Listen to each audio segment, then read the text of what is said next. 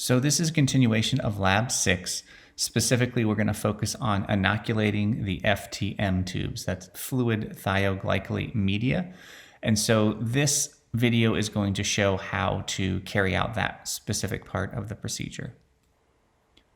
So it's really important to look at your media carefully prior to inoculating it. I have two example tubes shown in the video right now, and on the left is a tube that needs to be treated in a specific way prior to using it. And so if you look at it carefully, it's kind of got a pink color all throughout the length of the FTM tube, whereas the tube on the right only has a pink zone at the very top of the tube. So the tube on the left needs to be treated before using it. The tube on the right is ready to be used. So look carefully at your tubes to determine if you need to do something. So if your tubes do look like this, meaning they are pink kind of from top to bottom, you're going to have to boil your tubes for 10 minutes, and that will get them ready to be used. So here are my 5 tubes that are boiling. Obviously, you want to loosen the caps on them so that the steam being released isn't going to build up pressure. And then I just used some styrofoam so that they would float and not tip over and lose all my media. So don't take the caps off because we want to keep them sterile, but we want to boil them for 10 minutes with the caps loosened in some way that they're not going to tip over or get water in them. So this was my solution. After boiling, and you want to let them cool, and so when they are immediately done, they're going to look pretty clear throughout. You won't see any distinct areas of pink, so it takes a little bit of time for that pink to appear, and it should appear right at the top. And so let them cool, and then once they're cool, you should be able to see a difference. So this is what an FTM tube looks like that's ready to be used. So this is one that I had boiled and it has now cooled to room temperature and it's ready to be used. What makes it clear that it's ready to be used is there's a clear pink region only at the top of the media. And so that's what you're looking for. And so if all 5 of your tubes look like this, you're ready to continue on. As with all the labs, we have our things we need to do prior to the lab starting. So this one, just double check your FTM tubes and carry out that procedure of boiling if necessary. Wash your hands, disinfect surfaces, and make sure you're wearing all the appropriate protective personal equipment that we've discussed previously. So we are continuing with Lab 6. And what I have is these are fluid thioglycolate tubes, or FTM media. And what's most important is understanding how these work. So these are liquid, but they're a little bit gel-like.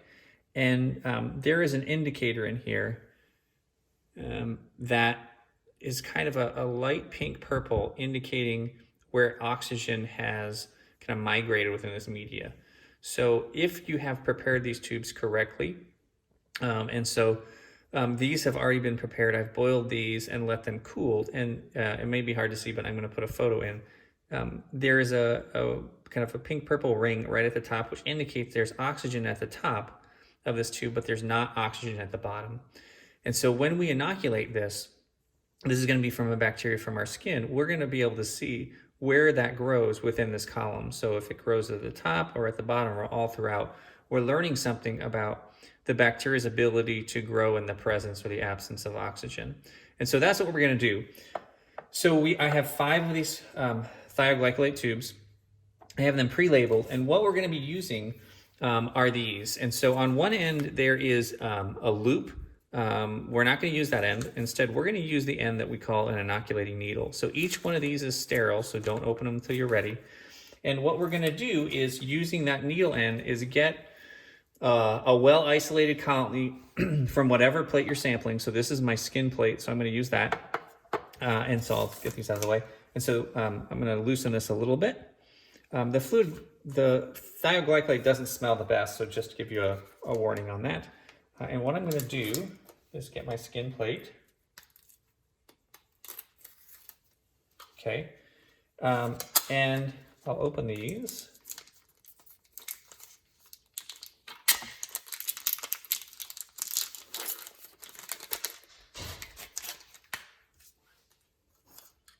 Okay, so I'm just going to grab this colony, and what I want to do is stab this as straight as I can.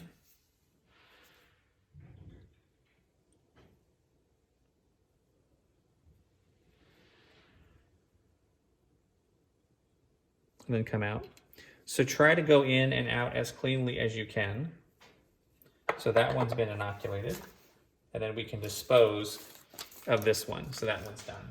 And we're going to repeat that for each of the plates. So I have a nose, a shoe, and a throat plate to do, and then I have a control.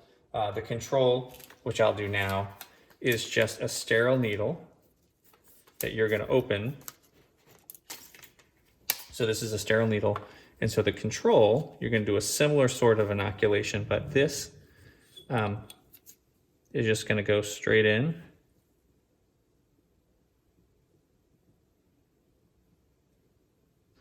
And out as clean as you can. And so that's the control. So now what I have left to do are the remaining cultures. So nose, shoe, and throat.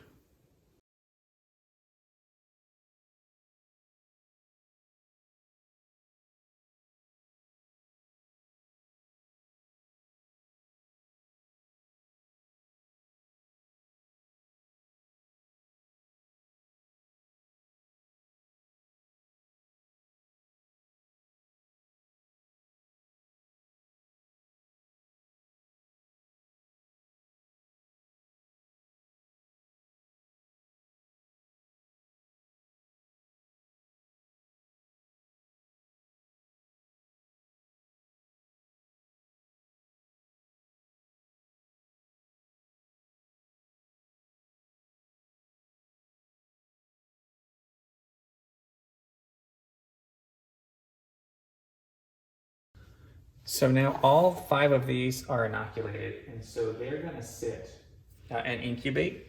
And then when they are done incubating, you can evaluate the pattern of growth in each one. So you're going to look to see where the bacteria are growing.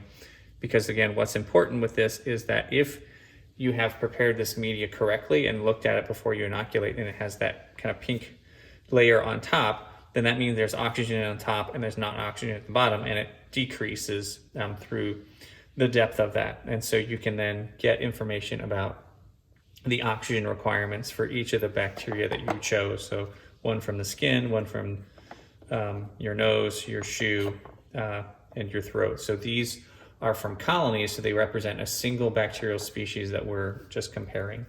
So we'll assess that after they incubate.